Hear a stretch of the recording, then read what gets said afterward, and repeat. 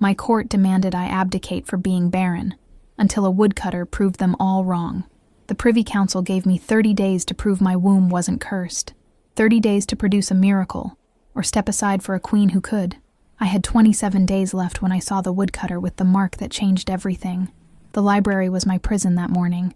Cold Scottish stone pressed against my back as I stood at the window, my breath fogging the ancient glass. February 1555.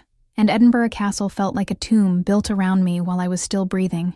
The air smelled of centuries, old parchment crumbling to dust, leather bindings gone stiff with age, and that particular scent of stone that's been cold for so long it's forgotten what warmth feels like. My fingers traced patterns in the frost on the window pane, destroying tiny crystalline forests with each touch. Below, beyond the castle walls, I could see him working. I didn't know his name yet. Just another servant. I'd thought the first dozen times I'd noticed him, but that morning, God help me, that morning I couldn't look away. He was splitting logs in the service yard, shirtless despite the cold that had me wrapped in wool and fur. Each swing of his axe was precise, powerful. Wood flew apart under his hands like it wanted to surrender. His shoulders bunched and released with every strike, muscles moving under skin that should have been blue with cold but somehow wasn't. And then he turned. The silver mark on his shoulder blade caught the weak winter sunlight like a mirror, crescent-shaped, perfect. I'd only seen that symbol once before, and my breath stopped in my throat so suddenly I choked on it. The crescent moon, the mark of the Blackwood bloodline. Impossible. The Blackwoods were extinct. Everyone knew that. They'd been wiped out 80 years ago when the Ashworths, my husband's family, had seized the throne. There were songs about it, ballads celebrating the victory, history books in this very library that documented their end. Yet there it was, gleaming on the shoulder of a man whose hands were rough with calluses from splitting my husband's firewood. My husband, King Robert, who hadn't touched me in 6 months, who spent his nights with Duchess Margot in the West Wing while I froze alone in the Queen's chambers, who looked through me at council meetings like I was a ghost already, just waiting for someone to officially pronounce me dead. 5 years. 5 years of monthly bleeding that arrived like clockwork. Each cycle of fresh humiliation. 5 years of pitying looks from ladies of the court. 5 years of whispers that followed me through every corridor. Barren, cursed, broken. The physicians had examined me a dozen times, prodding and peering like I was livestock. They found nothing wrong, which somehow made it worse. Because if nothing was wrong, then it was simply who I was, defective, incomplete. A queen whose only purpose was the one thing her body refused to do. 3 days ago, the Privy Council had delivered their ultimatum in the throne room. I'd stood before them, these men who'd never bled a day in their lives, and listened to Lord Chancellor's voice boom through the chamber. 30 days to conceive, or abdicate for the good of Scotland, for the good of the succession, for the good of everyone except me. Robert hadn't even looked at me. He'd stared at the floor while they dismantled my life, and when I'd turned to leave, I'd seen Duchess Margot standing in the shadows by the door, smiling. She'd worn a dress the color of cream that day. I remember because I'd wanted to ruin it, wanted to make her bleed the way I bled every moon, proving my failure to a kingdom that measured my worth in the capacity of my womb. But I'd walked past her with my head high, because that's what queens do. We bleed in private and smile in public. We swallow poison and call it wine. We break quietly so no one has to hear us shatter. The woodcutter moved again below, bending to gather the split logs. The mark disappeared as his shoulder blade shifted, then reappeared. Crescent moon, clear as day, mocking me with its impossibility. I needed to be sure. My hands were shaking as I crossed the library to the restricted section.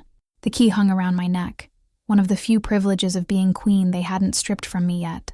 The lock clicked softly, too loud in the empty room. My heart hammered against my ribs hard enough to hurt.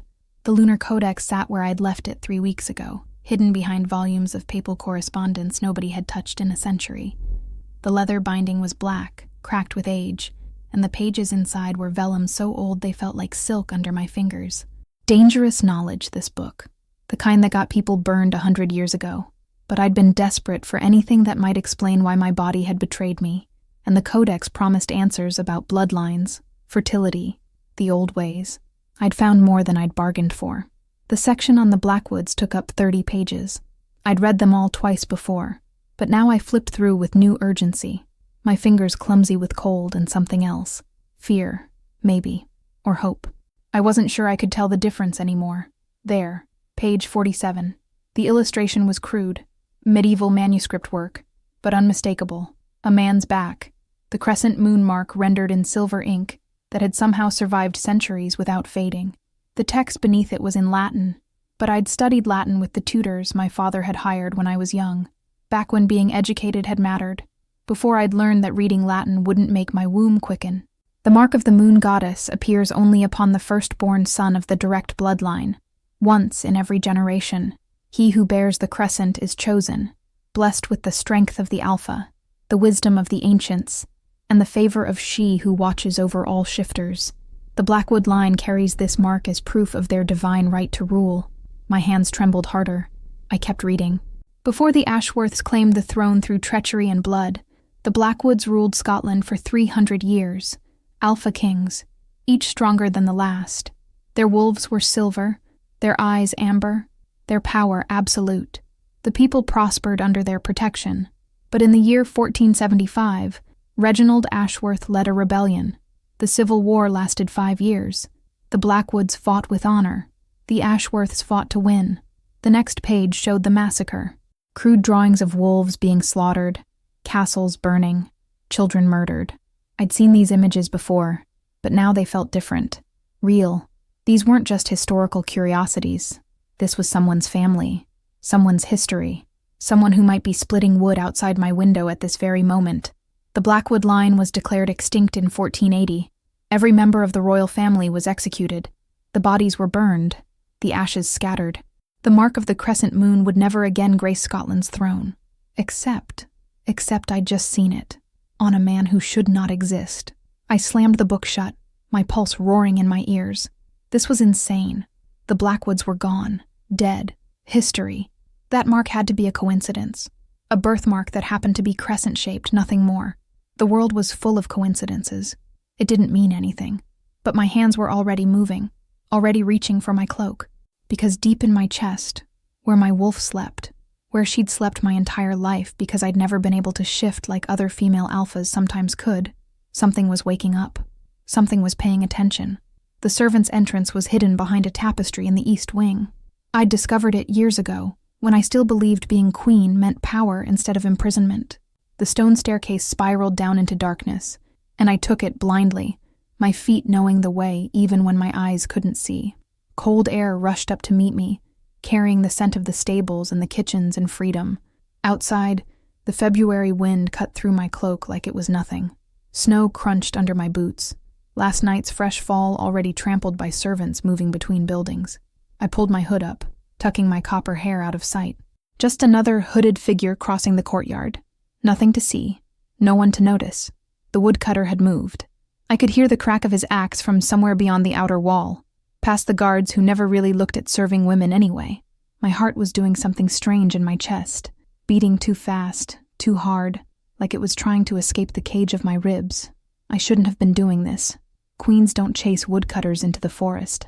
Queens don't abandon their duties to investigate marks that couldn't possibly mean what they seem to mean.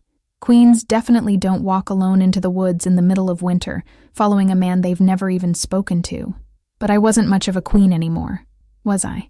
In 27 days, I'd be nothing at all. The forest beyond the castle walls was older than Scotland itself, ancient pines that blocked out the sky, oaks with trunks wide as houses. The snow here was pristine except for one set of boot prints heading deeper into the trees, and the regular thunk-crack-thunk of an axe meeting wood. I followed the sound like a woman in a dream. He was in a small clearing, working on a massive fallen oak. The axe rose and fell with that same rhythmic power I'd watched from the window.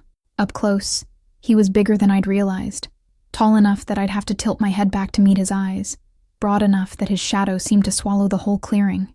His hair was dark, pulled back from his face, and his beard was trimmed close, maybe 30 years old, maybe older. The cold had brought color to his face, but his chest was still bare, still impossible.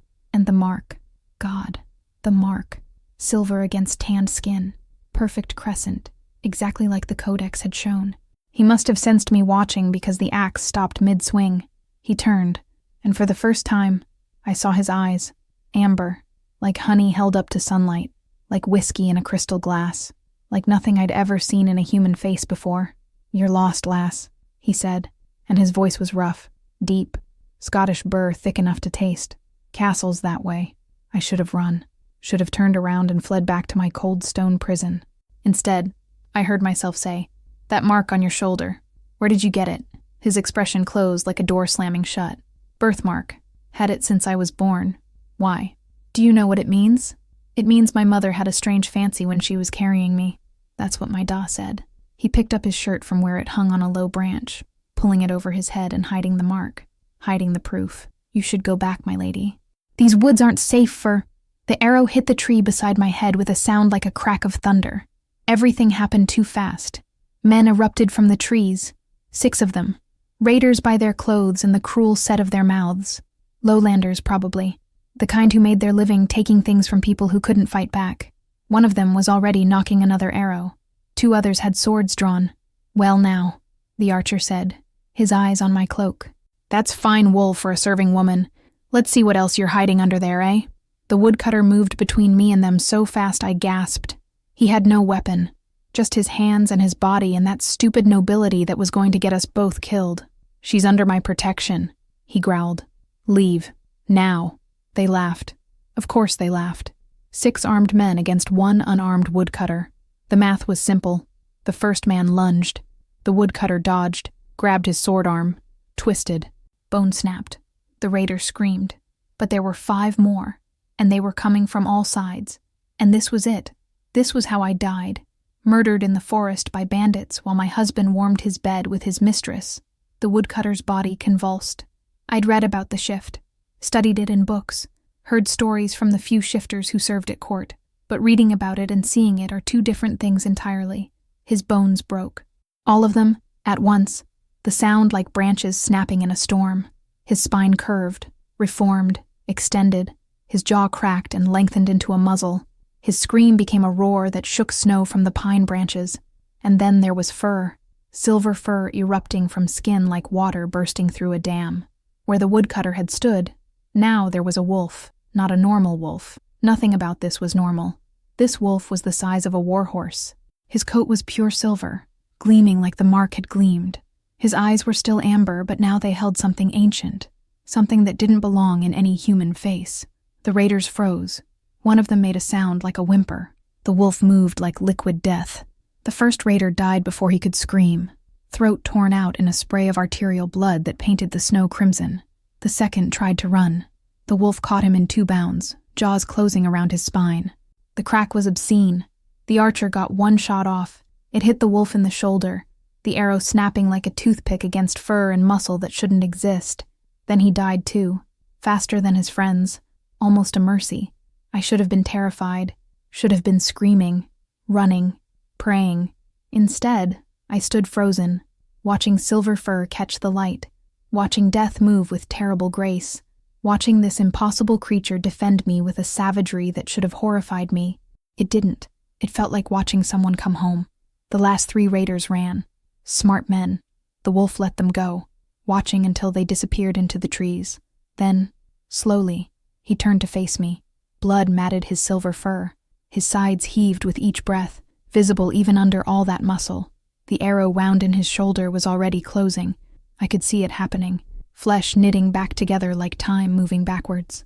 He took a step toward me, then another, huge paws silent on blood-stained snow. I should have run. I couldn't move. The wolf circled me slowly, his nose nearly touching my cloak. He was scenting me. I understood that on some instinctive level even though I'd never shifted, even though my own wolf had never been anything more than a sleeping presence in the back of my mind. He moved around me like I was prey, like he was deciding whether to eat me or spare me, and every breath felt like it might be my last. Then he pressed his nose against my neck, and the world exploded. It wasn't pain. Pain would have been easier. This was every nerve ending lighting up at once. This was lightning in my veins and fire in my belly, and something fundamental shifting in the architecture of my soul. The wolf inside me, my wolf who'd slept for 28 years, woke up screaming, "Mate." The word wasn't mine. It came from somewhere deep, somewhere primal, somewhere that didn't care about crowns or councils, or the fact that I was married to a king who wasn't this creature circling me in the snow. "Mate, mate, mate." the bond snapped into place like a key, turning in a lock I hadn't known existed. I could feel him suddenly, not just see him or hear him, but feel him, his heart hammering in his chest, his wolf satisfaction at finding me, his human confusion fighting against instinct. It was too much, too intimate, like someone had reached into my chest and tangled my soul with his, and now I'd never be separate again. The wolf shifted back. I turned my face away, but not fast enough to miss the sight of his body reforming, bones snapping back into place, fur receding, human skin emerging. It was obscene and beautiful, and I couldn't breathe, couldn't think, couldn't do anything but stand there shaking while my entire understanding of the world rearranged itself. Mate. His voice was wrecked, barely human. I could hear him struggling to form words with a mouth that had just been a muzzle. You're my mate. I finally found my voice. It came out as a whisper. That's impossible. The wolf doesn't lie. He took a step closer. I could hear cloth rustling. He must have found his pants, thank God, because I didn't think I could survive seeing him completely naked while this bond was screaming through every cell in my body. The wolf knows. You're mine. My mate. The moon goddess. I'm the queen, I said, and it came out sharp, desperate. I'm married. The wolf doesn't care about crowns. And that was it. That was the truth that shattered everything else. Because the bond didn't care that I was married. It didn't care that I had 27 days to prove my worth or lose everything. It didn't care that this man was a woodcutter and I was royalty, and there were 1,000 laws and customs and expectations standing between us. The bond just was. Inevitable. Undeniable. Absolute. Like gravity. Like breathing. Like my heart beating in my chest without asking permission first. I looked at him finally. Really looked. He'd pulled his shirt back on, thank God, but his eyes were still amber, and his face was still too beautiful, and that mark, that damned silver mark, was hidden under fabric, but I knew it was there. Proof that he shouldn't exist. Proof that everything I'd been taught was a lie. Who are you? I whispered. Thomas. He swallowed hard. I could see his throat work. Thomas Blackwood, though I didn't know the surname meant anything until just now. I was raised by woodcutters. They found me as a babe, they said. Took me in. I thought... He stopped, his hand going to his shoulder where the mark was. I thought it was just a birthmark. Nothing special. Just me. Thomas Blackwood, the last Alpha King, standing in front of me in blood-soaked clothes, looking at me like I was the answer to a question he'd never known to ask. And the bond between us was screaming. I have to go, I said, backing away. I shouldn't have come. This was a mistake. Forget this happened. Forget you saw me. You're my mate. He didn't move, didn't chase me, but his voice stopped me anyway. And someone just tried to kill you. I can't forget that. I can't. He made a sound like pain. Please don't run from this. From me. I know you feel it too. I can smell it on you. Smell us. He was right. I could smell it too. That new scent that was both of us tangled together. Pine and heather and something sweet like honey. It was wrong. It was impossible. It was the most right thing I'd ever experienced in my life. I ran anyway. Through the forest. My boots slipping on blood and snow. Through the castle gates. Past guards who didn't look twice at a hooded figure. Up the servants' stairs. My breath sobbing in my chest. Back to the library where this had all started. Where the lunar codex still sat open on the desk. Mocking me with its truth. Thomas Blackwood. Last of the Alpha Kings, marked by the moon goddess herself, my mate. I pressed my hands against my belly, against the womb they called cursed, and I laughed. Or maybe I cried. It was hard to tell the difference anymore. Because here's what they didn't know. All those lords and ladies and physicians who'd poked and prodded and pronounced me broken. The bond was real. The moon goddess was real. And she'd just given me exactly what I needed. Not to prove them right, to prove them all wrong. I should have run back to the castle, called the guards, had him arrested for touching royalty. Instead, when darkness fell and the castle went quiet, I found myself standing at that tapestry again, found my feet carrying me down those stairs, found myself at his cottage door beyond the walls, my hand raised to knock, my heart in my throat. The door opened before I could. Thomas stood there backlit by firelight, his eyes amber even in the dark, and he looked at me like I was something holy. I thought you wouldn't come, he said quietly. I thought I wouldn't either. He stepped aside, letting me pass. The cottage smelled of wood smoke and pine and him. that scent that was now burned into my bones. There was a fire crackling in the hearth, a bed in the corner, simple and rough, a life so far from my cold stone prison I could hardly breathe for wanting it. Thomas closed the door, stood there with his back against it, his hands clenched at his sides like he was physically restraining himself from reaching for me. "Tell me to leave," I whispered.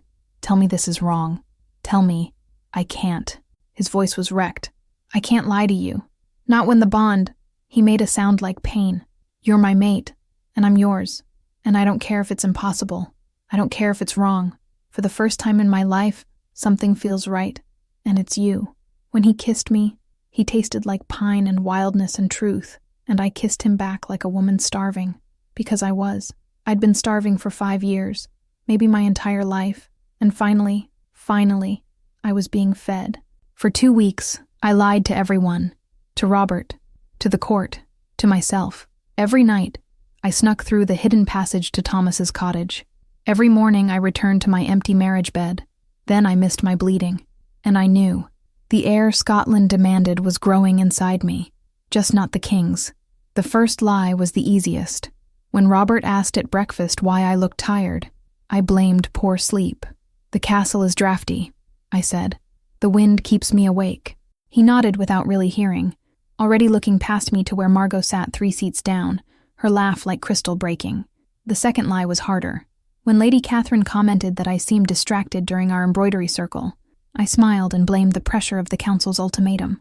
"Only 25 days left," I reminded them, as if I could forget, as if every breath I took wasn't counted, measured, weighed against my worth. They made sympathetic noises and returned to their gossip, and I stabbed my needle through silk and thought about Thomas's hands. By the 14th lie, I'd stopped counting.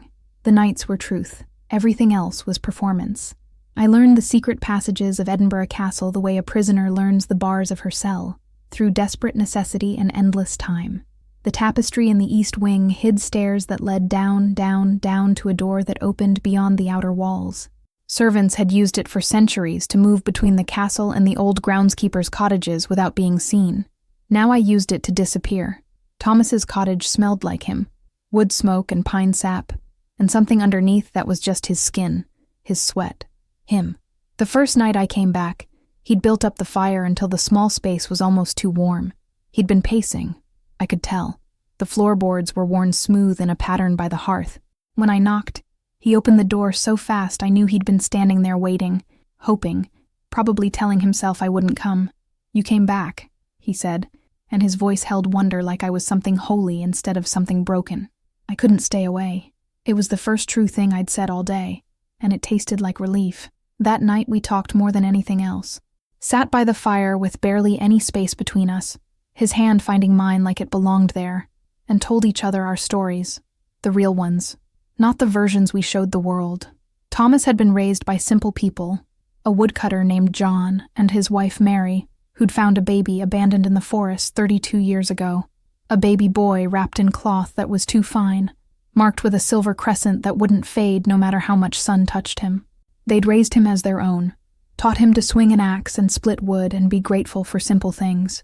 They'd died 3 years ago, both of them, within months of each other, the way people who'd loved each other for decades sometimes did. "I always felt wrong," Thomas said quietly, his thumb tracing circles on my palm, like I was wearing someone else's skin, too big for the cottage, too restless for the quiet.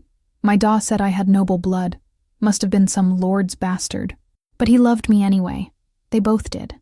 His voice cracked on that last part. I understood. God, I understood. "I feel wrong too," I whispered, like I was supposed to be someone else, someone who could make her body obey, someone who could love a man who was kind enough but felt like a stranger, someone who could— I stopped, my throat closing. "Someone who could be what they demanded," Thomas finished. His hand tightened on mine. "Instead of who you are, who am I?" It came out broken. "I don't even know anymore. My mate." He said it simple, like it was the only answer that mattered. "Mine. And I'm yours. That's real. That's true. Everything else is just—" He gestured vaguely at the walls, at the castle beyond them, at the whole impossible world. "Just noise." When he kissed me the second time, the first time had been desperate, starving, the night before. It was different. Slower. His hands cupped my face like I was something precious, and his mouth was gentle until it wasn't. until the bond between us pulled tight and demanding, and we both stopped thinking entirely. I won't describe what happened next. Some things are too sacred to put into words. But I'll say this. I'd been touched before. Robert had done his duty in the beginning. Mechanical and apologetic and brief. This was nothing like that. This was Thomas learning every place that made me gasp, every touch that made me arch into him, every word that made me come undone. This was me discovering that pleasure could be mutual, that desire could be shared, that my body wasn't broken after all. It had just been sleeping, waiting for the right person to wake it up. After, we lay tangled together in his narrow bed, his hand spread across my stomach like he was protecting something. "I can feel your wolf," he said quietly. "She's awake now." I've never shifted. It should have embarrassed me, but nothing felt shameful here. Female alphas rarely do, but I can feel her too. For the first time in my life, I can feel her. She recognized me. Thomas's voice held awe. "Before you did, she knew. Wolves are smarter than people." He laughed, the sound rumbling through his chest where my head rested. "Aye, they are." We fell asleep like that, and for the first time in 5 years, I didn't dream of failure. I dreamed of running through forests on 4 legs, silver fur catching moonlight, free. I woke before dawn and left while he was still sleeping, pressing a kiss to his forehead like a promise. By the time the castle woke, I was back in my chambers, washing away the scent of wood smoke and replacing it with rosewater and duty. The days blurred together, each one a performance, a lie, a carefully constructed mask. Breakfast with Robert, who barely looked at me. Council meetings where Lord Chancellor reminded everyone I had 23 days left, then 22, then 20. Afternoons with the ladies of the court, embroidering and gossiping and pretending I didn't notice how they fell silent when I entered a room. Dinners in the great hall where I sat at the high table and slowly choked on politics disguised as food. And every night, I went back to Thomas. The bond grew stronger with each stolen hour. I started feeling him during the day, his contentment when he worked, his anticipation when evening approached, his absolute certainty that I would come back. Sometimes I'd be sitting in some tedious meeting and feel his desire spike through the bond like lightning, and I'd have to press my thighs together and think about anything else to keep from gasping. He felt me too, felt my anxiety, my fear, the constant low-grade panic that someone would discover us. One night I arrived at his door shaking from a particularly cruel comment Margot had made about barren trees bearing no fruit, and Thomas took one look at me and growled. Actually growled, his eyes flashing amber. "Tell me her name," he said, his voice rough. "Tell me who hurt you. It doesn't matter. It matters to me. My mate is in pain. Everything matters."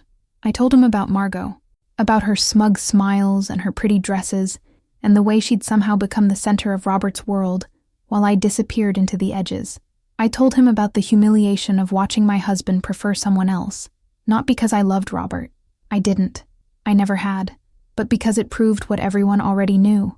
I wasn't enough. Thomas listened with his jaw clenched tight, and when I finished, he pulled me into his arms and held me until I stopped shaking. "You're enough," he said fiercely. "You're everything. And someday soon she's going to know it too. They all are." I wanted to believe him. God, I wanted to believe him. The dinner happened on the 14th night. A formal affair in the great hall, the kind of political theater Robert excelled at. Foreign dignitaries, Scottish nobles, church officials, everyone who mattered parading around in their finest clothes and fake smiles. I wore emerald silk because it was expected, because queens dress the part even when they're dying inside. Robert sat at the center of the high table. I sat to his left. Margot sat to his right. It wasn't official. She wasn't his wife, wasn't even formally recognized as his mistress. But she wore purple, close enough to royal that it was a statement, and she touched his arm when she laughed. And everyone saw. Everyone knew. The Lord Chancellor sat 3 seats down from me. He caught my eye during the second course and smiled the way wolves smile at wounded deer. "Your Majesty," he said, his voice carrying just far enough. "We've been discussing the succession. Given the circumstances, perhaps we should begin considering alternatives. For the good of Scotland, you understand. Alternatives." I kept my voice pleasant, cool, queen-like. "What did you have in mind, my lord?" "Well," he dabbed at his mouth with his napkin, taking his time. "King Robert is still young.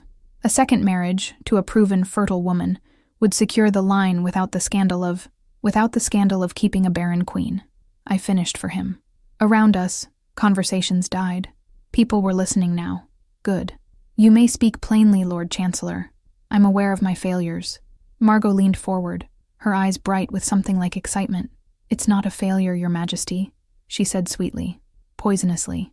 Some women simply aren't meant for motherhood. Perhaps a quiet life in a convent would bring you peace. You could pray for the kingdom instead of burdening it. The table went silent. Even Robert looked uncomfortable, though he didn't defend me. He never defended me. I smiled. It felt like glass cutting my face.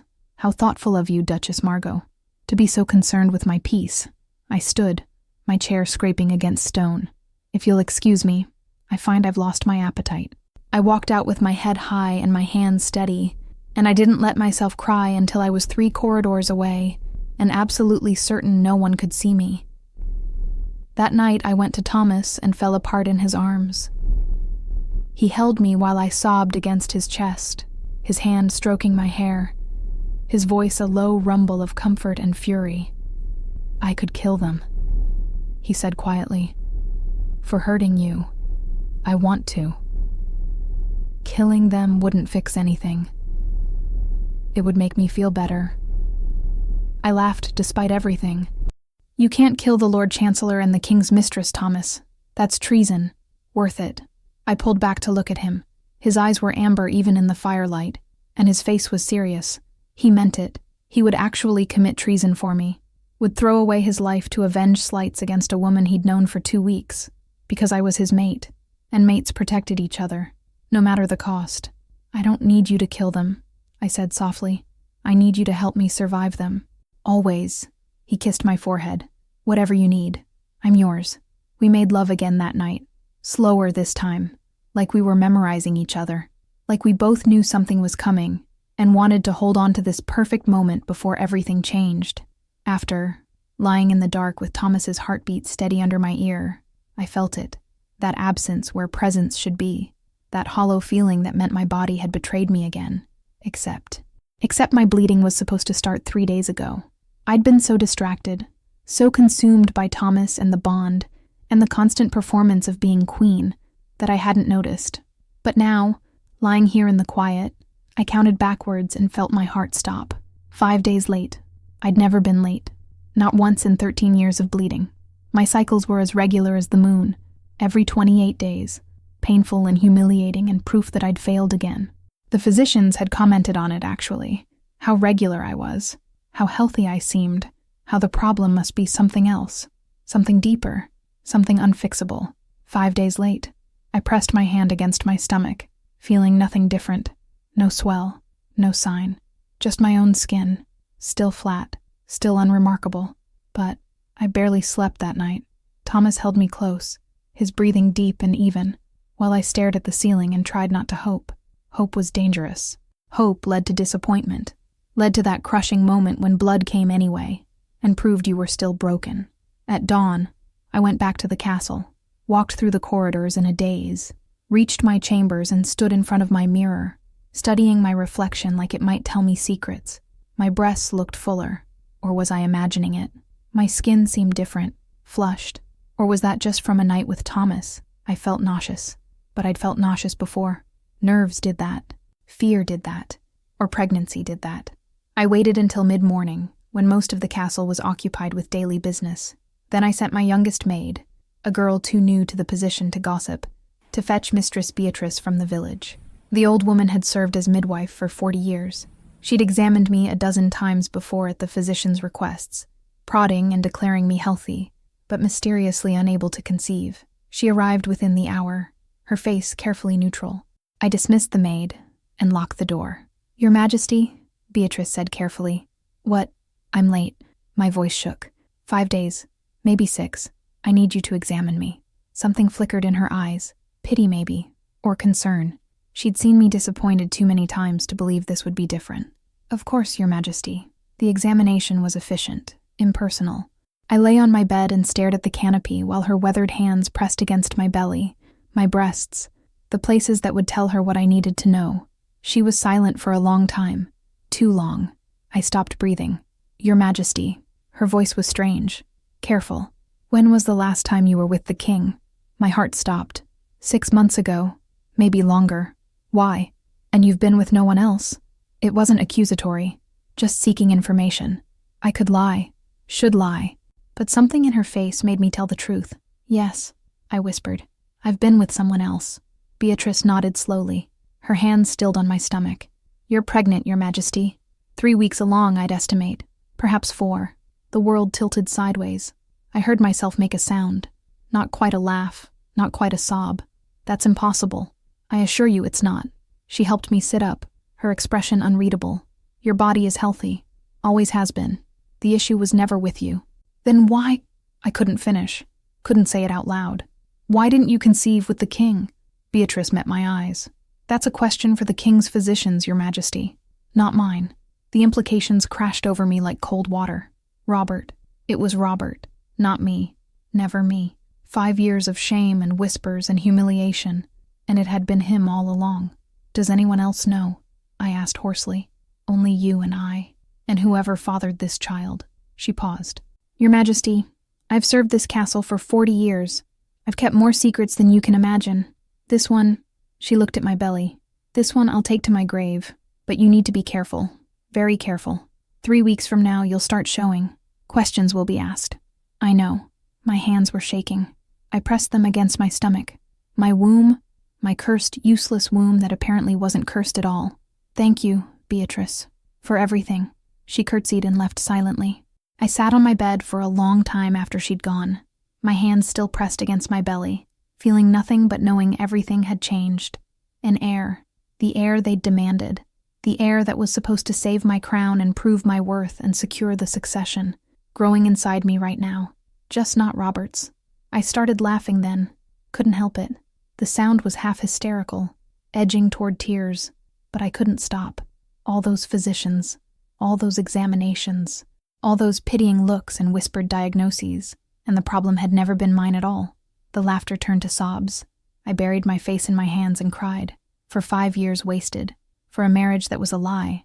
For the child growing inside me who would either save me or damn me depending on whose truth won out. When I finally stopped crying, my decision was made. I waited until full dark, until the castle went quiet, and even the guards were nodding at their posts. Then I took the secret passage down to Thomas's door. He opened it before I knocked. Must have felt me coming through the bond. His smile died when he saw my face. What's wrong? I walked past him into the cottage and stood by the fire, gathering my courage. He closed the door and waited, patient as stone, while I found the words. I'm pregnant. It came out flat, simple, world-shattering. The silence stretched for 3 heartbeats. 4, 5. Then Thomas made a sound like all the air had left his lungs. He crossed the space between us in 2 strides, his hands on my shoulders, his eyes searching mine. You're certain? The midwife examined me today. 3 weeks along, maybe 4. His face transformed. Shock melted into joy so pure it hurt to see. A child. Our child. Eleanor, that's... He pulled me against him, his arms tight around me, his face buried in my hair. That's everything. Thomas. I pushed back enough to see his face. This is a disaster. I'm married. I'm the queen. This child, if anyone finds out the truth, we'll run. He said it immediately, certainly. Tonight. Right now. I'll take you to the Highlands. We'll disappear. They'll never find us. And abandon Scotland? I pulled away fully. Abandon the throne to Margot and the vultures circling? Abandon everything I've endured for 5 years? Better than staying and being destroyed. What if there's another way? He stared at me. What other way? Eleanor, they'll execute you for adultery. They'll kill the child. There's no other way. There might be. My mind was racing now, pieces falling into place like a strategy forming. The mark on your shoulder. The crescent moon. You said your adoptive parents found you in the forest as a baby, 32 years ago. But 80 years ago, the Blackwood line was massacred. Every member of the royal family killed. Except there were rumors. I grabbed his hand, pulling him toward the door. Rumors that sympathizers stole the infant heir, hid him to save the bloodline. That child would be 32 years old now, Thomas. His face had gone pale. You think... I know. I was already moving. Already planning. Come with me. Now. I need to show you something. We took the secret passage into the castle. Thomas moving silent as shadow behind me. The library was dark, empty. I lit a single candle and led him to the restricted section, pulling out the lunar codex with shaking hands. Here, I opened to the page showing the massacre. The Blackwood heir disappeared during the slaughter, 1 year old, marked with the crescent moon. I turned to the genealogy section. If that child survived, if he was hidden and raised in secret, he would have the strongest claim to Scotland's throne, stronger than Robert's, stronger than anyone's. Thomas stared at the pages like they might bite him. Eleanor, I'm a woodcutter. You're a shifter with the crescent moon mark, the mark that only appears on the Blackwood heir, once per generation. You said yourself you always felt wrong, like you were wearing someone else's skin. What if that's because you were? This is insane. This is truth. I turned to face him fully. Thomas, I'm carrying your child. The child the court demanded. An heir. If you're the Blackwood heir, if we can prove it, then this child isn't a bastard. This child is the union of 2 royal bloodlines. The end of 80 years of conflict. He shook his head, backing away. I'm no one. The son of woodcutters. I can't be... The moon goddess gave me a mate who's a king exactly when I needed one. My voice was steady now, strong. She gave me a child when everyone called me Barren. She doesn't make mistakes, Thomas. This is real. This is happening. And we can either run from it, or we can use it. Use it for what? To take back everything they tried to steal from me. He stared at me for a long moment. In the candlelight, his eyes were pure amber. Wolf eyes, alpha eyes, king's eyes.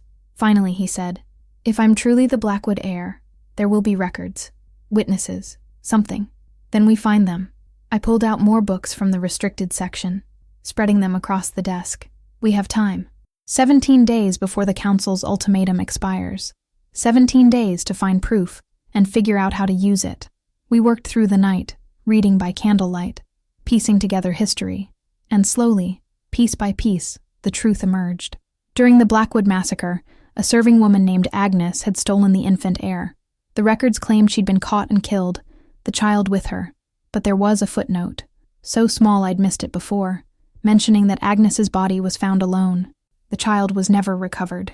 Agnes had a sister, Margaret, who'd married a woodcutter named John in the Highlands. Thomas's adoptive father was named John, from the Highlands. It's you, I whispered, tracing the crescent moon mark on his shoulder through his shirt. It has to be you. This is madness. But his voice held wonder now. Hope. Even if it's true. Even if I am who you think I am. How does this help? We still can't tell anyone about the child. About us. Not yet. I closed the codex, my mind racing through possibilities. But soon. We need proof first. Witnesses. Documentation. And then, I looked up at him. This man who was my mate, and possibly Scotland's rightful king. Then we tell everyone. All of it. The truth about Robert's sterility. The truth about your bloodline. The truth about this child. They'll kill us, or they'll have no choice but to accept us. I took his hand, placed it over my still flat belly. I'm done being the victim in their story, Thomas. I'm done apologizing for existing. The moon goddess gave us everything we need to win. We just have to be brave enough to claim it. He was silent for a long time, his hand warm on my stomach, his wolf recognizing the life growing there. Finally, he said quietly, what do you need me to do? Help me find proof. Help me plan. Help me survive the next 17 days. I met his eyes. And then help me burn down every lie they've built. His smile was slow, dangerous. That I can do. We stayed in the library until dawn started graying the windows, made lists of what we needed, witnesses to find, records to uncover, allies to carefully recruit. It was dangerous, insane, likely to get us both killed. But it was also the first time in 5 years that I'd felt powerful instead of powerless. The first time I'd fought back instead of simply endured. When we finally separated, him back to his cottage, me back to my chambers, I stood at my window watching the sun rise over Edinburgh. My hand rested on my belly, feeling nothing yet but knowing everything had changed. Thomas didn't believe it. Not yet. Didn't believe he could be a king, that we could win, that this impossible plan could work. But I did. Because the moon goddess doesn't make mistakes. She gave me a mate who was a king when I needed one. She gave me a child when the court called me Barren. And now, she was giving me a weapon. I just had to be brave enough to use it. The Privy Council demanded my abdication in 7 days. 7 days to vanish quietly while Duchess Margot prepared to take my crown. They thought I'd go willingly. They were wrong, because I had something they didn't know about, the truth. And in a court built on lies, truth is the deadliest weapon. The throne room was full when they summoned me. Every member of the Privy Council stood in formation like soldiers preparing for battle. Lord Chancellor at the center, his face carved from granite and satisfaction. Bishop Malcolm to his right, looking appropriately solemn. Lord Treasurer, Lord Justice, Lord High Admiral, all the men who'd built their power on my husband's throne and my supposed failure. Robert sat above them all, slumped in that massive oak chair like it was slowly crushing him. He looked older than 35. Looked like he'd aged a decade in the 6 months since he'd stopped pretending our marriage mattered. Margot stood beside the throne, not sitting, that would have been too obvious, but close enough, wearing purple silk, royal purple, the color reserved for queens and their direct family. The message was clear.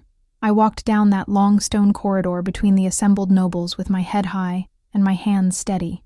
My emerald dress, the one I'd worn to yesterday's disaster of a dinner, felt like armor, heavy, constricting, necessary. Every eye in the room tracked my movement. I could feel their judgment like hands pressing against my skin. The Lord Chancellor didn't waste time on pleasantries. "Your Majesty," he said, and the title sounded like an insult. "The Privy Council has reached a decision regarding your situation. My situation." I kept my voice level, cold, queen-like. "Is that what we're calling it? Your Majesty, we understand this is difficult. Do you?" I let the question hang there. "Do you understand what it's like to be examined like livestock? Prodded by physicians who treat you like a puzzle to solve? To hear the entire kingdom whispering that you're cursed, broken? Do you understand that, Lord Chancellor?" His jaw tightened. "The succession must be secured. Scotland needs an heir. You've had 5 years. 5 years of bleeding every month like clockwork while everyone blamed me for something I couldn't control." My voice rose despite my best efforts. 5 years of humiliation. 5 years of being told I'm failing at the one thing a queen is supposed to do. So yes, Lord Chancellor, I understand my situation perfectly. Silence fell over the throne room. Even Margot looked uncomfortable, her smug smile faltering. Robert stared at the floor. The Lord Chancellor recovered first. He always did. That's why he'd held power through 3 reigns and countless scandals. "The Privy Council has prepared a generous offer," he said, pulling a scroll from his robes. "You will abdicate voluntarily, retiring to a comfortable estate in the countryside. You'll retain your title and receive a substantial pension. You'll want for nothing, except my crown. Your crown belongs to Scotland, Your Majesty. And Scotland needs a queen who can provide heirs." I wanted to laugh, wanted to scream, wanted to tell him that I was pregnant right now, carrying the heir they demanded, that the problem had never been my body but their precious king's. Instead, I asked calmly, "And if I refuse?" The Lord Chancellor's smile was thin, cruel. "Then we will be forced to reveal to all of Scotland that their queen is barren. The scandal will make abdication inevitable. But you'll lose the generosity we're offering now. You'll lose everything." Around the room, I saw nobles nodding, agreeing, already planning how to divide up my power once I was gone. My gaze found Margot, and she was smiling again, bright, victorious, like she'd already won. Maybe she thought she had. 7 days, the Lord Chancellor said. "We'll reconvene here, and you'll make your announcement. The people will understand. They'll be grateful that you're choosing what's best for Scotland." 7 days, I repeated softly. I looked up at Robert, meeting his eyes for the first time in months. "Does the king agree with this plan?" Robert flinched, opened his mouth, closed it. Finally, he said quietly, "Eleanor, they're right. This isn't fair to either of us. You deserve better than this. Better." As if exile and humiliation were somehow merciful. As if erasing me from history was doing me a favor. I held the Lord Chancellor's gaze. "I see. 7 days then." "Your Majesty," I said. "I understand." I turned, my dress sweeping across stone. 7 days. I'll be here. The walk back through that assembled court felt like walking through water. Every step took effort. Every breath was a battle against the rage building in my chest, hot and sharp and demanding to be released. But I kept my face smooth, kept my spine straight. Queens don't break in public. We break in private, where no one has to see. I made it to my chambers before the shaking started. Slammed the door and locked it, and pressed my back against the wood while my whole body trembled with fury. They were taking everything. My crown, my dignity, my very identity. And I was supposed to smile and thank them for their generosity. 7 days. 7 days to disappear quietly while Margot took my place. 7 days before they erased me completely, unless I erased them first. That night, Robert came to my chambers. I heard the knock and almost didn't answer. Almost told him to go back to Margot's bed where he belonged. But something in the quiet way he knocked, apologetic, uncertain, made me open the door. He looked terrible, worse than he had in the throne room. His eyes were bloodshot, his hair uncombed, and he smelled like whiskey. "May I come in?" he asked quietly. I should have said no, should have slammed the door in his face. Instead, I stepped aside and let him enter. Let him stand in the center of my chambers looking lost and small, and nothing like a king. "Say what you came to say," I told him. "Then leave." Robert crossed to the window, staring out at the darkness beyond. "Do you remember our wedding day?" he asked. "Vividly. You wore white. I'd never seen anyone so beautiful, and I was terrified." He laughed without humor. Everyone expected me to be happy, relieved. I'd secured an alliance, married a woman of good family, done my duty. But all I could think was that I was condemning us both. I stayed by the door, arms crossed. Condemning us to what? To this. He gestured vaguely at the room, at the space between us, at the wreckage of 5 years, to a marriage built on lies, to years of trying and failing and watching you suffer for my failure. My breath caught. "What are you saying?" Robert turned to face me finally, and his eyes were full of something that looked like shame. "It's not you, Eleanor. It never was you." The room tilted. "What? I'm sterile." The words came out flat, final. "I've known since I was 20. Childhood fever. The physician said it left me unable to father children. My family," his voice cracked, "my family told me to hide it. Told me the throne demanded heirs, that Scotland needed a clear succession. They arranged our marriage and told me to try anyway, to let you take the blame when nothing happened." I couldn't move, couldn't breathe. 5 years. 5 years of bleeding and shame and humiliation. 5 years of physicians examining me like a broken thing. 5 years of whispers and pitying looks, and the certain knowledge that I was defective, and it was him. All along, it was him. "You knew." My voice sounded distant, hollow. "You knew I wasn't broken, and you let them destroy me anyway. I'm sorry." Robert's face crumpled. "God, Eleanor, I'm so sorry. I was a coward. I am a coward. I let you suffer because it was easier than admitting my own failure. I let them call you Barren. I let them humiliate you. I took mistresses to hide the truth, and He stopped, his hands shaking. "I should have protected you. You were my wife. I should have protected you. Your sorry doesn't give me back 5 years." The rage was cold now, controlled, deadly. "Your sorry doesn't undo the damage. Doesn't stop the council from demanding my abdication. Doesn't change anything. I know." He looked at me with naked desperation. "What can I do? How can I fix this?" "You can't." I moved to the door, opening it. "Get out, Robert. Eleanor, get out." He left without another word. I closed the door behind him and stood there in the silence, my mind racing. Robert was sterile, had been sterile the entire time. The council was demanding my abdication based on a lie. Scotland's succession crisis existed because my husband was broken, not me. The truth was a weapon. I just had to figure out how to use it. I went to Thomas that night, moving through the secret passage like a ghost. He opened his door and took one look at my face and pulled me inside without a word. The cottage fire was burning low. He settled me in front of it, wrapping a blanket around my shoulders, and waited while I gathered the words. "They gave me 7 days, I said finally. 7 days to abdicate voluntarily, or they'll destroy me publicly." Thomas's hands clenched into fists. "We run. Tonight. Right now." "No." I caught his hand, holding it. "Robert came to me tonight. Confessed. He's sterile, Thomas. Has been since he was 20. He knew. His family knew. They let me take the blame for 5 years rather than admit the truth. I watched understanding dawn in his amber eyes. Watched fury follow close behind. That bastard made me a gift." I stood, moving to pace the small space. "Don't you see? This changes everything. The council wants me gone because Scotland needs an heir. But I'm not the one who can't provide heirs. Robert is, and I can prove it. How? Robert's confession. The truth about his sterility, combined with proof of your bloodline." I turned to face him. "Thomas, we have everything we need.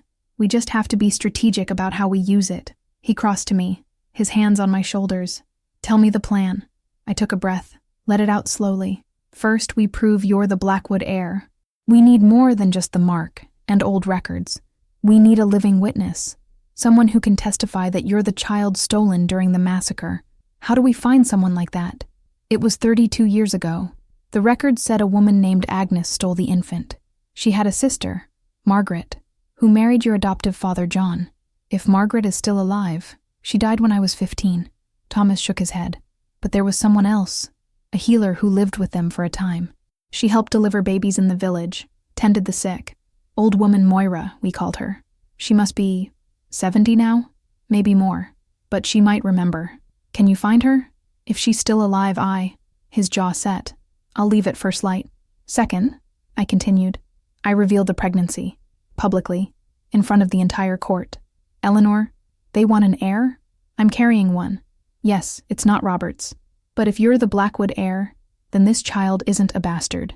This child unites two royal bloodlines, ends 80 years of conflict. Thomas's hand moved to my belly, protective. And third, I give Robert a choice. My voice hardened. Quiet annulment that lets him keep his dignity and title, or public exposure that reveals his sterility to all of Scotland.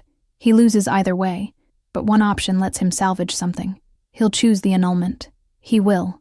I met Thomas's eyes. And then I marry you.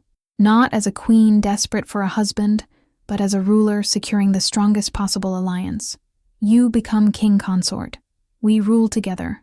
Scotland gets the heir they demanded, plus the most powerful bloodline in the kingdom's history. They'll try to stop us. Probably. I smiled, and it felt sharp. That's why we need overwhelming proof. Your witness, the historical records, Robert's confession. I'll get it in writing. By the time I walk into that throne room in 7 days, we'll have everything we need to make refusal impossible. Thomas stared at me for a long moment. Then he laughed. Actual laughter, bright and wondering. You're terrifying, you know that. I'm done being afraid. I pulled him down to kiss me. I'm done being small. I'm done letting them define me by their lies. He kissed me back, fierce and claiming. My mate, my queen, my terror. We spent the rest of the night planning. Thomas would leave at dawn to search for Moira. I would begin organizing documents, preparing testimony, moving pieces into place. We had 7 days to build a case that couldn't be denied. 7 days to turn truth into triumph. It wasn't much time, but it was enough. Thomas left before sunrise. I watched him go from my window, my hand pressed against my belly where our child grew in secret.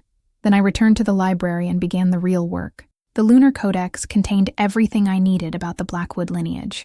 I copied the relevant passages by hand, preparing the documentation, found the genealogies that proved the Blackwood claim preceded the Ashworth claim by 200 years, cross-referenced with church records that confirmed the timeline. By mid-morning, I had a file thick enough to be undeniable. Getting Robert's confession in writing was harder. I couldn't ask him directly. He'd refuse, or worse, tell the council what I was planning. Instead, I drafted a letter myself, made it sound like a private apology, something he'd want to give me. Then I had my most trusted maid deliver it to his chambers with a note. If you truly wish to make amends, sign this. Let me at least have the truth in writing. He signed it. The fool actually signed it. Within 3 hours, I had his confession, his sterility, his deception, his willingness to let me suffer, in his own handwriting with his royal seal. Now, I had power. 3 days passed in a blur of preparation. Thomas returned on the 2nd day with old woman Moira. She was ancient, possibly 80, spine bent with age, but her eyes were sharp as knives. I met with her in secret in my chambers, and she looked at me with something like respect. "So you're the queen they call Barren," she said without preamble. "You don't look cursed to me." "I'm not." I poured her wine, treating her like the valuable witness she was. "I need you to tell me about the baby you helped deliver 32 years ago, the one found in the forest." Moira's eyes narrowed. "Why?" "Because that baby is my mate, and I need to prove he's the Blackwood heir." She was silent for a long moment. Then she laughed, the sound like dry leaves rustling. "Well now, that's a tale." She took a long drink of wine. I remember. Margaret came to me terrified. She and her sister Agnes had stolen a baby during some noble massacre. Couldn't keep it, would be killed if found. But Agnes couldn't bear to let the babe die. So she gave him to Margaret, who was married to a good man, a woodcutter named John. Did you see the mark? I asked. The crescent moon? Aye, silver as moonlight on the babe's shoulder. Margaret said it was proof of something, though she wouldn't say what. Made me swear never to speak of it. Moira's eyes gleamed. But Margaret's been dead 15 years now, and I'm too old to care about broken oaths. Will you testify? In front of the court. Will it hurt the bastards who called you Barren? Yes. Then I, Your Majesty, I'll testify. I had my witness. But Margot wasn't idle. By the 4th day, rumors were spreading through the castle. Whispers that the Queen was having an affair, that she'd been seen sneaking through corridors at night, that she'd been meeting with commoners in secret. The rumors had no proof. Margot couldn't have proof, but they planted doubt. I let them spread, let people whisper. It would make the truth that much more shocking when I revealed it. The confrontation came on the 5th day. I was walking through the east corridor when Margot stepped out from behind a pillar. We were alone. She'd planned this, arranged it so no witnesses would see. Eleanor, she smiled, sweet as poison. I wanted to speak with you before you leave us. Did you? I kept walking. She fell into step beside me. I wanted to say I'm sorry. About everything. It must be so difficult for you. Must it? Being barren. Watching your husband find happiness elsewhere. Knowing you're about to lose everything. Her voice dropped, became intimate. Cruel. I almost pity you. I stopped walking. Turned to face her fully. Do you know what I find interesting, Margot? What's that? How quickly you've moved from mistress to would-be queen. Some might call that ambitious. I call it desperate. Her smile faltered. I don't know what you mean. You've been trying for months to push me out. Suggesting convents, planting rumors, wearing purple like you've already won, but you haven't won anything yet. I stepped closer. And you might be surprised what happens in 2 days. In 2 days you'll be gone. And we'll see.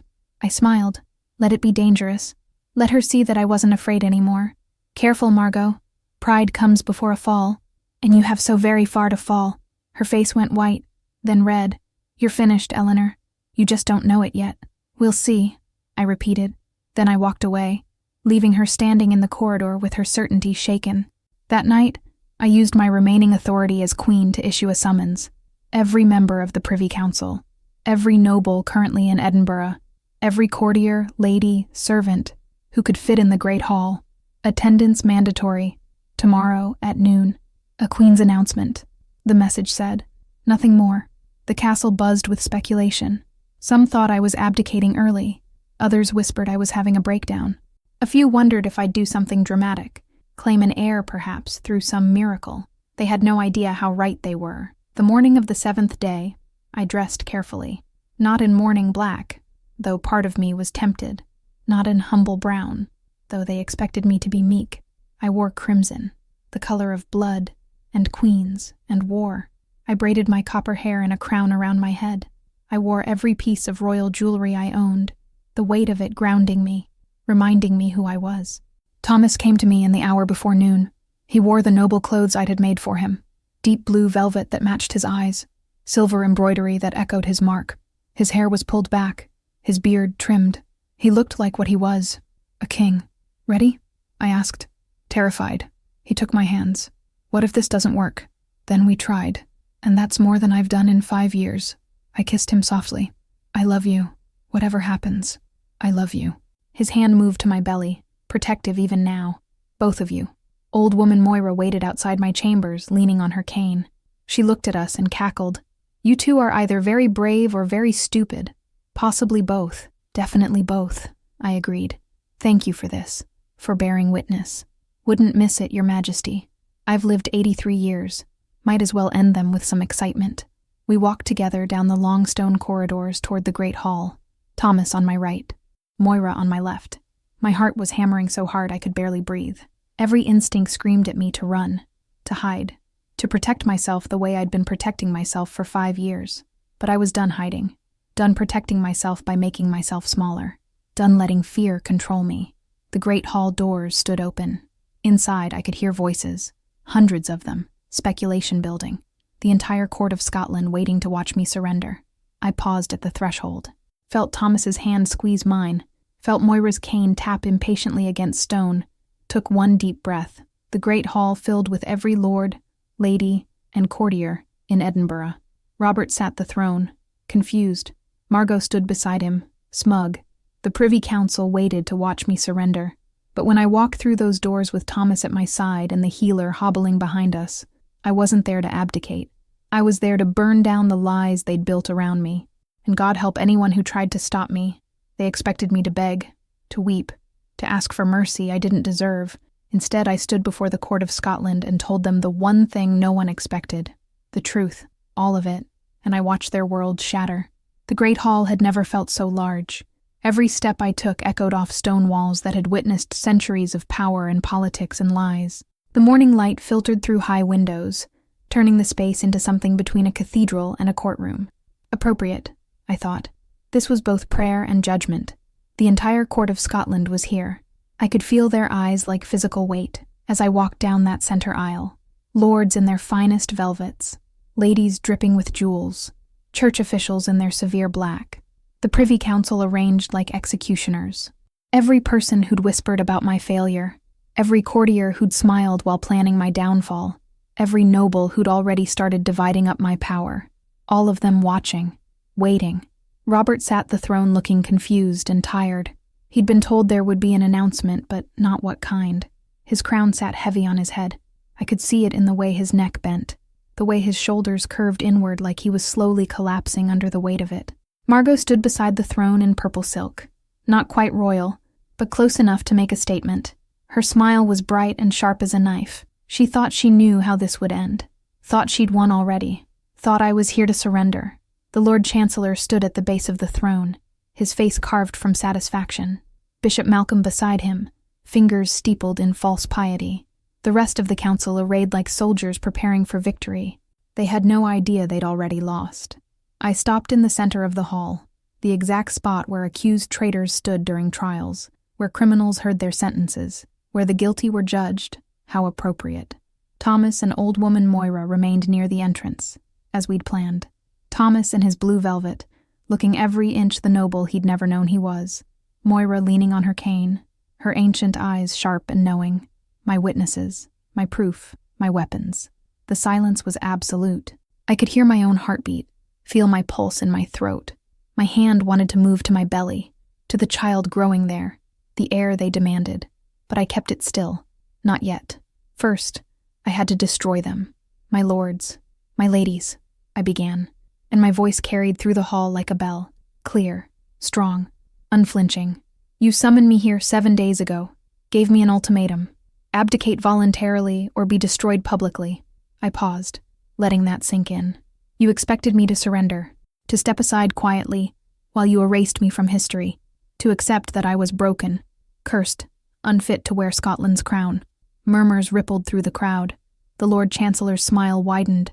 He thought this was my resignation speech, thought I was building to some tearful surrender. For 5 years, I continued, you called me Barren, whispered that I was cursed, prayed for my removal, examined me like livestock, blamed me for the one failure that mattered. My voice hardened. Today, I stand before you with the truth you've been demanding. I let the silence stretch, let the tension build until it was almost unbearable. Then I said, clear as crystal, I'm pregnant. The hall exploded. Gasps, shouts, ladies clutching at each other, lords demanding answers. The noise rose like a wave, crashing against stone walls and breaking over the throne. Robert's face went pale. The Lord Chancellor's satisfaction crumbled into confusion. And Margot. God, Margot went white as death. She's lying. Margot's voice cut through the chaos, shrill with panic. The king hasn't... No. I let my voice carry over hers. Cold, precise, final. He hasn't, because he can't. The hall went silent. Absolutely silent. You could have heard a pin drop in that sudden absence of sound. King Robert is sterile, I said into that silence. He has been since he was 20 years old. Childhood fever left him unable to father children. He's known this for over a decade. Before our marriage. Throughout our marriage. For every day of the 5 years you blame me for our childless state. I turned to face Robert directly. His face had gone gray. He didn't deny it. Couldn't deny it. The truth was written all over him. He let me suffer, I continued, my voice steady despite the rage underneath. Let physicians examine me. Let courtiers whisper about me. Let the entire kingdom believe I was broken. Because it was easier to let me be destroyed than to admit his own failure. Eleanor, Robert's voice was barely a whisper. You have his confession, I said, pulling the document from my sleeve. In his own handwriting, signed with his royal seal, he admits everything. His sterility, his deception, his willingness to sacrifice me to protect his throne. I handed the paper to the Lord Chancellor, watched his face drain of color as he read, watched him pass it to Bishop Malcolm, watched it circulate through the Privy Council, each member's expression shifting from triumph to horror as they realized what this meant. Their entire case against me was built on a lie. But you demanded an heir, I said, my voice rising. Scotland needed succession. The throne required it, so I'm giving you what you wanted. An heir, growing inside me right now. The hall erupted again. Questions shouted from every direction. Accusations, demands. The noise was deafening. "Not the king's child!" someone shouted. "Bastard! Treason!" I let them scream. Let them rage.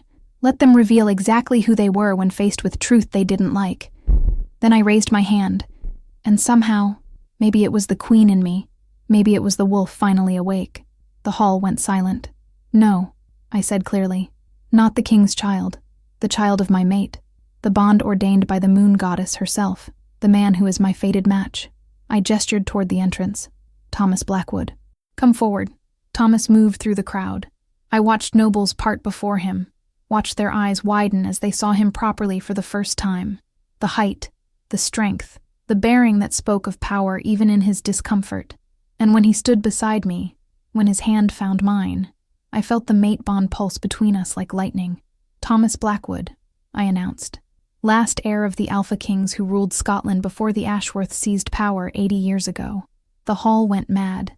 "Impossible! The Blackwoods are extinct. This is treason." "Show them," I said quietly to Thomas.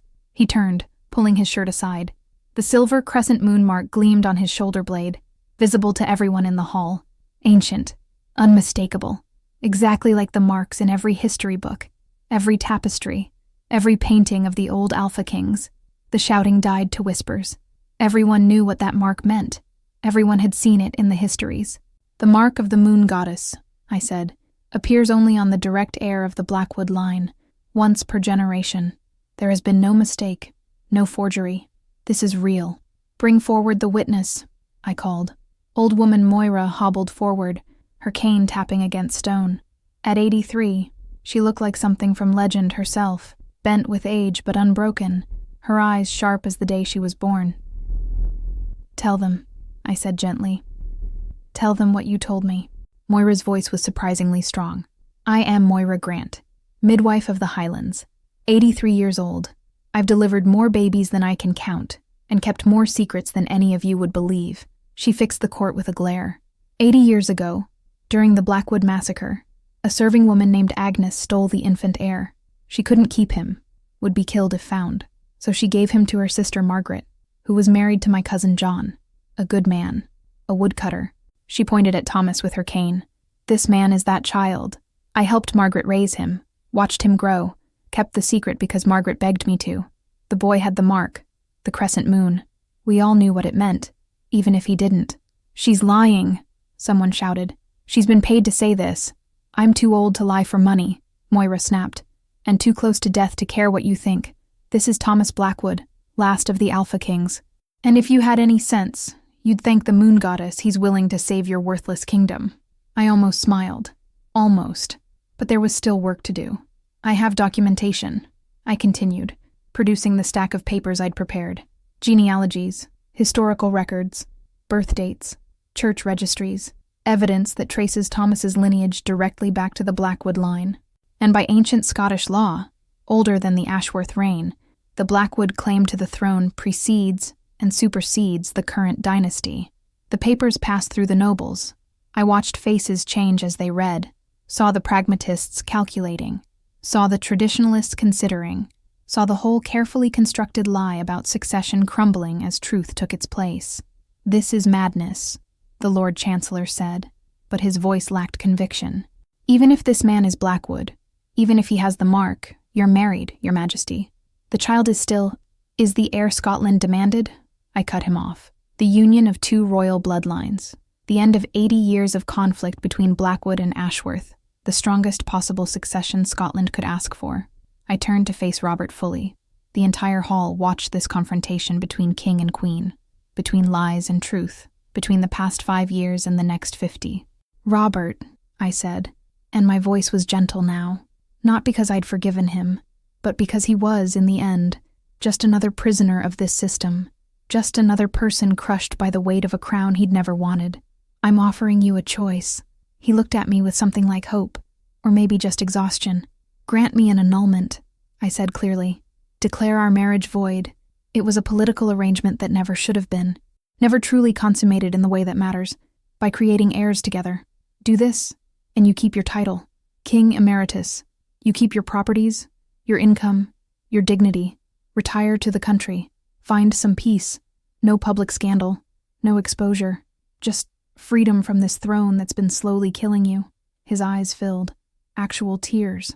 "And if I refuse, then I expose everything publicly. Your sterility becomes common knowledge, your decade of lies revealed, your legacy destroyed. And Scotland descends into civil war over succession because you were too cowardly to admit the truth." The choice was clear. The hall held its breath. Robert looked at Margot, who stood frozen in fury, looked at the crown on his head, looked at me, standing tall and certain, and finally free. Then he said quietly, "I accept. Let's end this charade with what little dignity we have left." Relief crashed over me so suddenly I almost staggered, but I kept my face smooth, kept my spine straight. "Thank you," I said, and meant it. "This is treason." Margot's scream cut through the moment. She pushed forward, her face twisted with rage. She's a whore, carrying a bastard. You can't— Careful, Margot." My voice was ice. "I'm still queen for the next 5 minutes. You're nothing. I'm the woman who just exposed your plan to poison the king." The hall went silent. Margot's face drained of color. "Yes," I said softly, dangerously. "I know about the letters to the apothecary, the toxins you ordered, the plan to become queen and then, slowly, carefully, murder the man who'd given you everything." I pulled the intercepted correspondence from my sleeve. "I have a spy among your servants, Margot. She's been watching you for weeks, and when she brought me these letters, those are forgeries. Your handwriting, your seal, your signature. I handed them to the Lord Chancellor. Have your experts examine them. But we both know they're real." Margot lunged at me. Actually lunged, her hands reaching for my throat. Thomas moved faster, caught her wrists, held her back while she screamed and thrashed like a trapped animal. "Guards!" the Lord Chancellor called, his voice shaking. They came quickly, dragged Margot away, still screaming threats. "You'll regret this, all of you. Her voice faded as they pulled her from the hall, leaving only echoes and the shocked silence of the court. "The only regret," I said into that silence, "is that I didn't do this years ago." The Privy Council had no choice. They knew it. I knew it. The entire court knew it. Truth was a weapon sharper than any sword, and I'd just used it to cut through every lie they'd built. Documents were prepared that day. Annulment papers drawn up and signed. The marriage dissolved as if it had never been. Robert looked lighter somehow, like a burden had been lifted. He left for his country estate within the week, and I heard later he'd found a kind of peace there, growing roses, reading poetry, living quietly in a way he'd never been allowed to when he wore the crown. I married Thomas 3 weeks later. A private ceremony. No grand spectacle, no political theater. Just us, and a handful of witnesses in the castle chapel. The priest spoke the words. We spoke the vows. And when Thomas kissed me, the mate bond sang so loudly I thought everyone must hear it. But it was ours. Our bond. Our truth. Our beginning. The changes came quickly after that. The Privy Council was restructured. I brought in women for the first time. Advisors who understood what it meant to survive in a world built to break you. Old woman Moira became my personal counselor, her sharp wisdom more valuable than any lord's politics. Thomas learned his role as king consort slowly, uncomfortable with the title but natural as a leader when given the chance. His people loved him, the common folk especially. He never forgot where he came from. Scotland adjusted.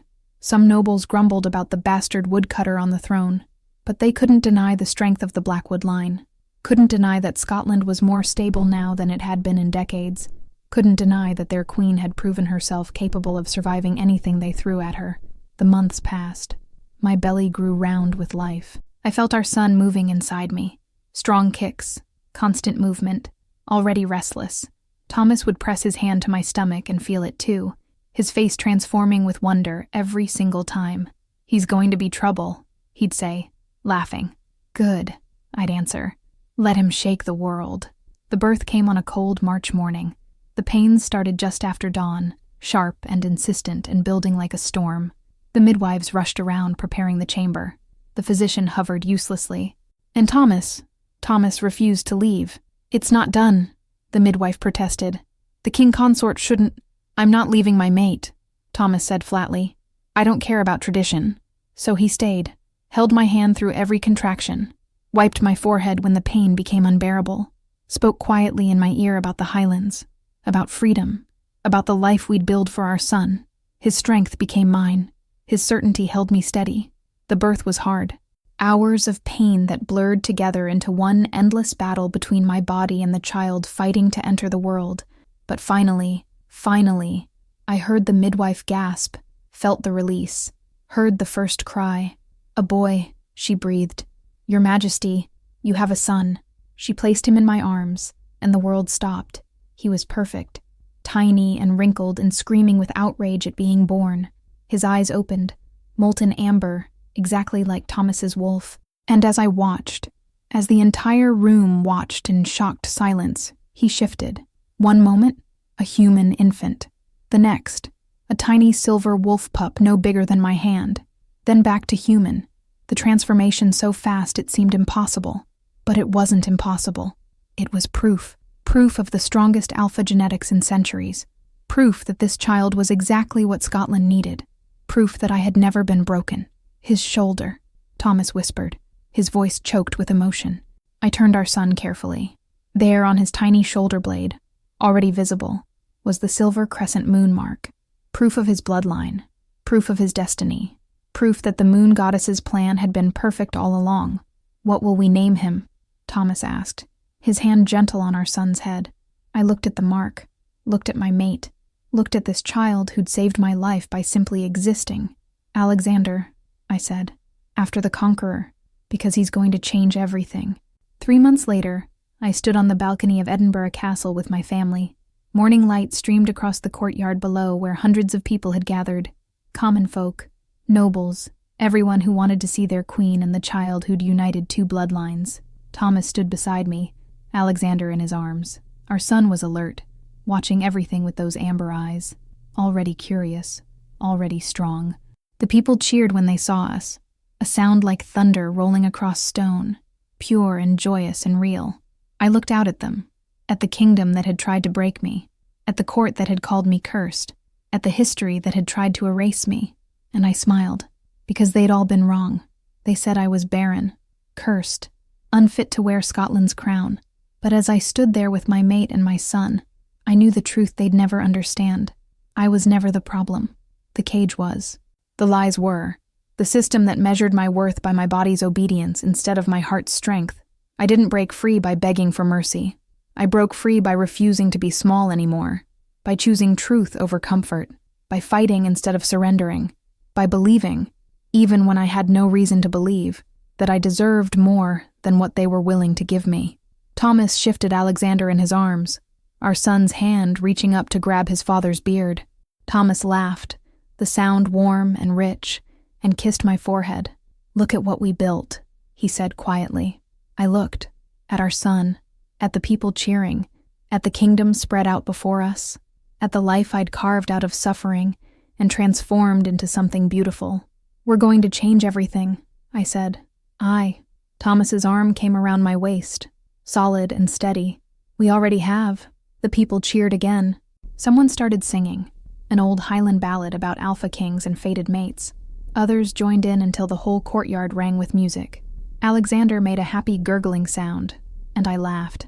Actually laughed, bright and free and unafraid, because I'd won. Not just my crown, not just my throne. I'd won something infinitely more precious. I'd won myself back. For 5 years I'd let them define me, let them measure my worth by what my body could produce, let them make me small and scared and certain I was broken.